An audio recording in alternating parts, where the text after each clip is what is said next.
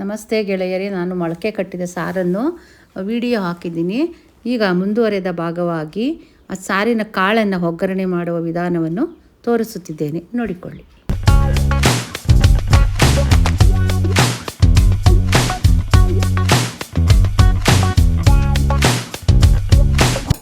ತೂತದ್ದು ದಬ್ರಿನಲ್ಲಿ ಜಾಲ್ರದಲ್ಲಿ ನಾನು ಇವಾಗ ಅದನ್ನು ಬಸ್ಕೊತೀನಿ.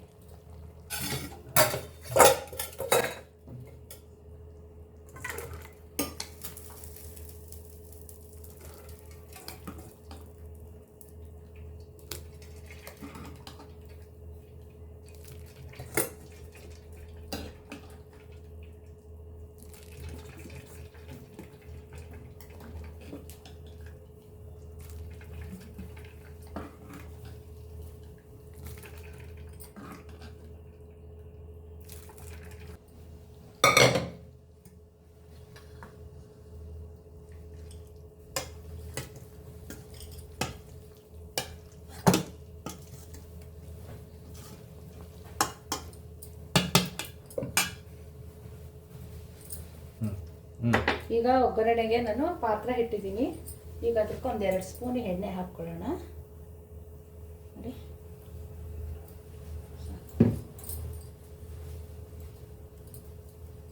ಈಗ ಅದು ಸಾಸಿವೆ ಹಾಕ್ಕೊತಾ ಇದ್ದೀನಿ. ಎಣ್ಣೆ ಹಾಕಿದ ಮೇಲೆ ಸಾಸಿವೆ ಒಗ್ಗರಣೆಗೆ.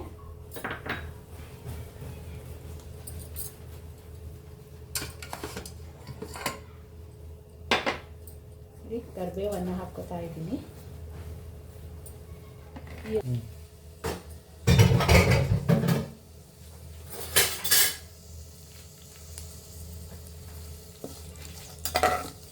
ಈರುಳ್ಳಿ ಚೆನ್ನಾಗಿ ಫ್ರೈ ಆಗಬೇಕು.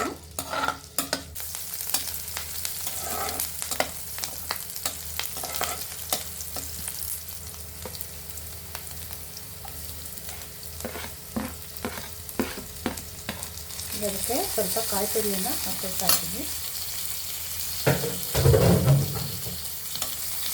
ಇದು ಕೂಡ ಚೆನ್ನಾಗಿ ಒಗ್ಗರಣೆಯಲ್ಲಿ ಫ್ರೈ ಆಗ್ತಾ ಇದೆ. ಈಗ ಇದು ತೆಗೆದಿಟ್ಟಿರ್ತಕ್ಕಂಥ ನಾನು ಖಾರವನ್ನು ಹಾಕ್ತಾ ಇದ್ದೀನಿ. ಮಸಾಲೆಯನ್ನು ತೆಗೆದಿಟ್ಟಿರಲಿಲ್ಲ, ಅದನ್ನು ಅದರಲ್ಲಿ ಹಾಕ್ಕೊಳ್ತಾ ಇದ್ದೀನಿ.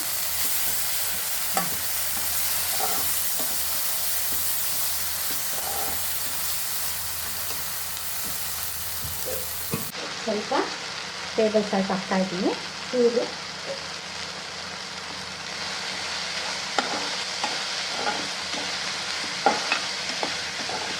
ಖಾರ ಎಲ್ಲ ಹಸಿ ವಾಸನೆ ಹೋಗೋವರೆಗೂ ಫ್ರೈ ಮಾಡ್ಕೊತಾ ಇದ್ದೀನಿ.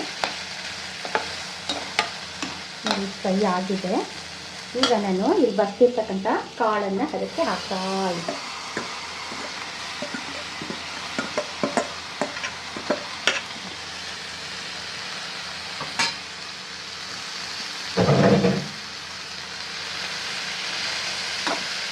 ಖಾರದಲ್ಲಿ ಚೆನ್ನಾಗಿ ಮಿಕ್ಸ್ ಮಾಡಬೇಕು. ನಾನು ಇದನ್ನು ಈ ಕಾಳು ತುಂಬಾ ಟೇಸ್ಟಿಯಾಗಿರುತ್ತೆ, ತುಂಬಾ ರುಚಿಯಾಗಿರುತ್ತೆ. ಒಳ್ಳೆ ಪ್ರೋಟೀನ್ ಆಗಿರುತ್ತೆ ಈ ಹುರುಳಿಕಾಳು. ಇದಕ್ಕೆ ಖಾರ ಮಸಾಲೆ ಎಲ್ಲ ಮಿಕ್ಸ್ ಆಗಿ ತುಂಬಾ ಚೆನ್ನಾಗಿರುತ್ತೆ. ಆ ಸಾರೊಳಗಡೆ ಬೆಂದು ಸಪ್ಪೆ ಆಗಿರುತ್ತೆ ತಿನ್ನೋದಕ್ಕೆ. ಅದರೊಳಗಡೆ ಬಿಟ್ಟರೆ ಓಕೆ. ಈ ಥರ ಬಸ್ಟ್ ಮಾಡಿದಾಗ ಯಾವಾಗಲೂ ಈ ಖಾರವನ್ನು ಹಾಕಿ ಒಗ್ಗರಣೆ ಮಾಡಿದ್ರೆ ತುಂಬಾ ರುಚಿಯಾಗಿರುತ್ತೆ. ರೊಟ್ಟಿಗೆ, ಚಪಾತಿಗೆ ಮತ್ತು ಮುದ್ದೆ, ಅನ್ನಕ್ಕೆ ಎಲ್ಲದಕ್ಕೂ ಇದ್ರ ಜೊತೆಯಾಗಿ ತಿನ್ಬೋದು. ಸ್ವಲ್ಪ ಹೊತ್ತು ಚೆನ್ನಾಗಿ ಮಿಕ್ಸ್ ಮಾಡಿಬಿಟ್ಟು ಇದು ಆಗಿದೆ ನೋಡಿ. ಮೊಳಕೆ ಕಾಳು ಸಾಂಬಾರು ಕಾಳು ಸರಿ ಹೋಗಿದೆ. ಇದು ನೋಡಿ, ಇದು ಸಾಂಬಾರು. ಈ ಸಾಂಬಾರು ಈ ಒಂದು ಕನ್ಸಿಸ್ಟೆನ್ಸಿ ಇದೆ ನೋಡಿ, ಎಷ್ಟು ಚೆನ್ನಾಗಿದೆ. ಇದಿಷ್ಟೇ ಹದವಾಗಿರಬೇಕು, ತುಂಬ ಗಟ್ಟಿ ಇರಬಾರ್ದು, ತುಂಬ ತೆಳ್ಳಗಿರಬಾರ್ದು. ಇದು ಹಾಕ್ಕೊಂಡು ಮೊಳಕೆ ಹುರುಳಿಕಾಳು ಸಾರು ರೆಡಿಯಾಗಿದೆ.